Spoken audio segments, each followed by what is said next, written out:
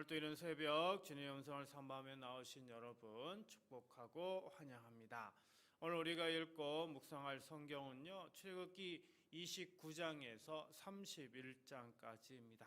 이 장들은 하나님이 제사장을 세우시고 예배의 질서를 정하신 뒤에 성막에서 드릴 제사와 정결의 기준을 자세히 주시고요, 마지막으로 일꾼을 세우고 안식일을 명령하시고 또 돌판을 주심으로 백성이 하나님이 함께 하시는 거룩한 공동체로 살게 하시는 내용입니다.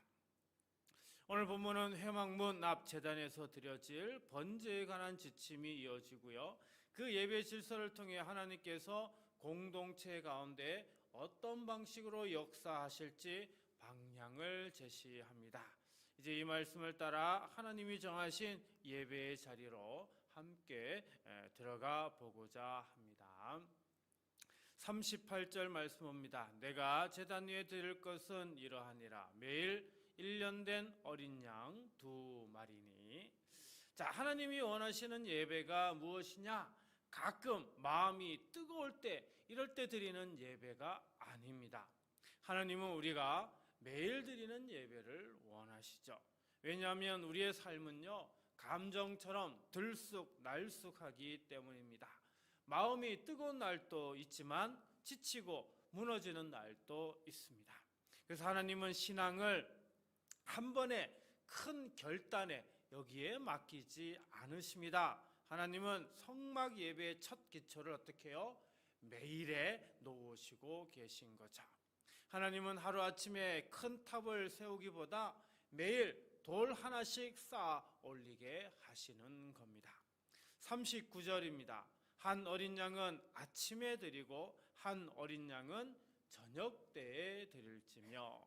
하나님은요, 예배를요, 언제든 편할 때 드리라고 하시지 않습니다.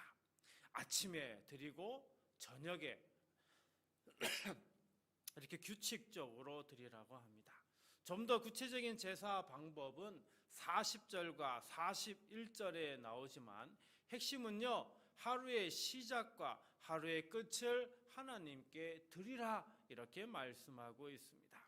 그러니까 예배는요, 주말에 한 시간이 아니라 매일 하루 전체를 하나님께 올려드리는 겁니다. 아침에 드리는 예배는 오늘 하루의 방향을 하나님께 맡기는 것이고요, 저녁에 드리는 예배는 오늘 하루의 결과를 하나님께 올려드리는 겁니다. 사랑하는 성도 여러분, 하나님은 너희가 강해지면 예배하라 이렇게 말씀하지 않으십니다. 너희가 여유가 생기면 예배하라 이렇게 얘기하지도 않으십니다. 하나님은 먼저 매일 예배의 자리를 세우라 말씀하십니다. 그 자리에서 하나님이 우리를 붙들어 주시는 거죠. 주님, 제 신앙이 특별한 날에 감정으로만 움직이지 않게 하소서. 오늘도 매일 끊어지지 않는 예배의 리듬을 제 삶에 세워주소서. 오늘도 주님 앞에서는 이 새벽을 통해 제 하루가 주님께 속했음을 고백하게 하소서. 예배의 자리에서 시작한 이 하루가 두려움이 아니라 믿음으로, 혼란이 아니라 평안으로, 낙심이 아니라 소망으로 채워지기를 주님의 이름으로 축복합니다. 42절입니다. 이는 너희가 대대로 여호와 앞 회막문에서 늘 드릴 번제라. 내가 거기서 너희와 만나고 내게 말하리라. 자, 여기서 중요한 단어는 만나고라고 하는 단어입니다. 정하다, 약속하다, 지정하다 이런 뜻이 있죠. 그러니까 이 말은요, 너희가 우연히 나를 만나게 될 것이다 이런 의미가 아닙니다. 너희가 잘하면 내가 한 번 또는 한두 번 이렇게 만나주겠다 그런 의미도 아닙니다.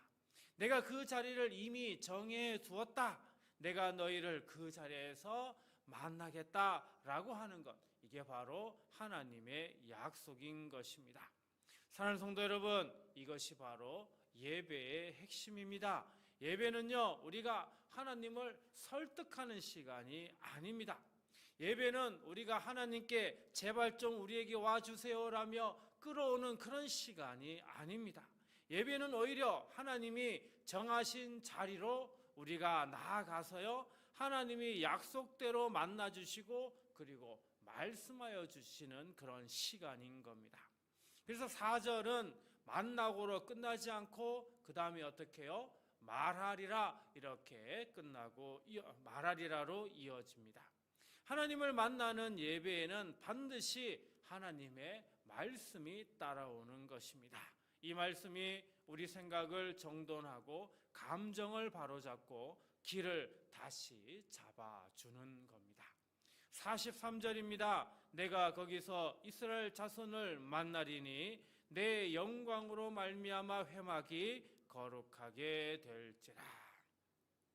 자, 여기서 중요한 흐름이 있습니다. 예배의 중심은 내가 무엇을 했는가가 아니라 하나님이 오셔서 무엇을 하시는가입니다. 하나님이 만나 주시면 하나님의 영광이 그 자리를 거룩하게 만들죠. 그리고 그 거룩함은 장소에만 머무르지 않습니다. 그곳에 있는 사람의 마음과 삶까지도 영향을 주시죠. 즉 예배는 내가 하나님께 뭔가를 보여드리는 그런 자리가 아닙니다. 예배는 하나님이 우리 안에 들어오셔서 우리를 바꾸시는 자리입니다. 상처로 굳은 마음을 풀어주시고 죄에 둔감해진 마음을 깨우시고 무너진 마음을 다시 세워주십니다. 44절은 더 명확하게 말씀합니다. 내가 그 회막과 제단을 거룩하게 하며 아론과 그의 아들들도 거룩하게 하여 내게 제사장 직분을 행하게 하며. 하나님은요, 회막과 제단만 거룩하게 하시는 분이 아닙니다. 하나님은 사람을 거룩하게 만드십니다. 그래서 예배는 무엇보다 만남이다, 이렇게 말할 수 있습니다.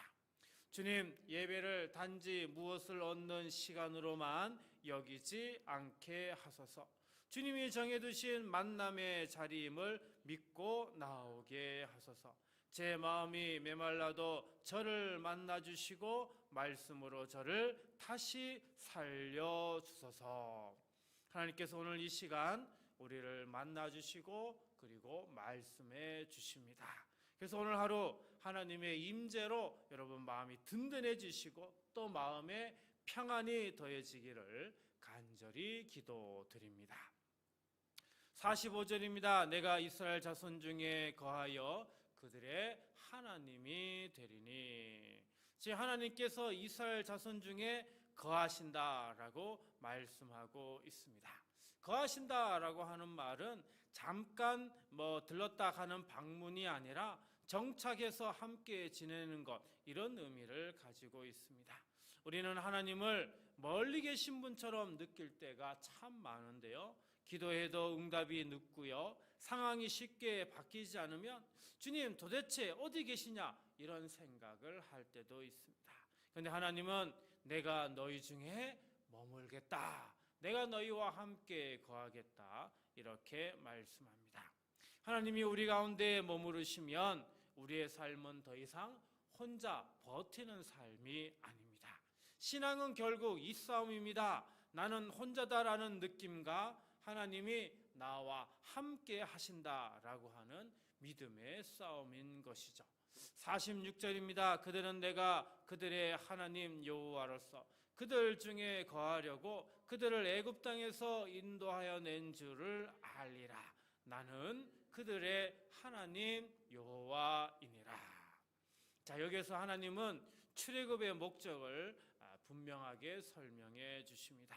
하나님께서 이스라엘을 애굽에서 꺼내신 이유는 이제 편하게 살아라, 이런 의미가 아니다라는 거죠. 하나님이 그들을 건져내신 이유는 하나님께서 이스라엘 가운데 함께 거하려 하시기 위함인 것입니다. 여러분, 구원은요, 문제 해결에서 끝나지 않습니다. 구원은 하나님과 함께 사는 삶, 하나님과 동행하는 삶, 하나님과 더불어 사는 삶인 것입니다. 사랑하는 성도 여러분, 이것이 바로 언약 백성의 정체성입니다. 하나님이 내 하나님이 되시고 내가 하나님의 백성이 되는 거죠. 세상은 우리에게 늘 다른 이름표를 붙입니다. 성과로 우리를 부르고 실패로 우리를 묻고 비교로 우리를 흔들고 사람의 평가로 우리를 판단합니다. 그러나 하나님께서 우리에게 새 이름표를 붙여주십니다. 너는 내 백성이라. 나는 내 하나님이라. 나는 너희 가운데 거한다. 하나님이 우리 가운데 거하시면 삶이 달라집니다. 우리 말이 달라지고요. 우리 선택이 달라지고요. 우리가 걸어가는 방향이 달라지고 우리가 두려움을 대하는 태도가 달라집니다. 왜냐하면 우리는 더 이상 혼자가 아니라 언약의 하나님과 함께 걷는 사람이기 때문입니다.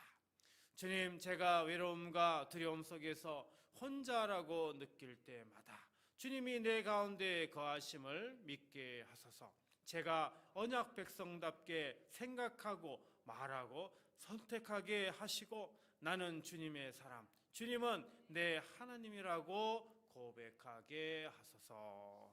오늘 하루 사람의 말과 상황의 파도에 휩쓸리지 않고 나는 언약 백성이다 라고 하는 이 정체성 위에 굳게 서시기를 주님의 이름으로 간절히 축복합니다. 자, 오늘 말씀을 생각하며 다음 세 가지를 놓고 우리 함께 기도하도록 하겠습니다. 주님, 매일 예배의 리듬을 지켜 아침을 주께 드리고 흔들릴 때마다 끝까지 제단으로 돌아오게 하소서. 주님, 약속하신 만남을 믿고 말씀으로 상한 마음을 고치시고 오늘 또 새 힘으로 선명히 인도하소서. 주님, 우리 가운데 거하심을 믿어 두려움에 끌리지 않고 오늘 또 언약 백성답게 살게 하소서. 이 시간 이 세 가지 기도 제목으로 우리 함께 기도하고요. 주기도문으로 마치도록 하겠습니다. 우리 김울수 집사님 11조 헌금 드렸습니다. 우리 함께 기도하겠습니다. 걸어가신 하나님 아버지, 오늘 또 회막문 앞 제단처럼 주님 앞에 나온 성도들을 아버지여 기억하여 주옵소서. 피곤한 몸을 깨우고 바쁜 일정을 잠시 내려놓고 먼저 예배의 자리에 서게 하신 은혜를 감사합니다.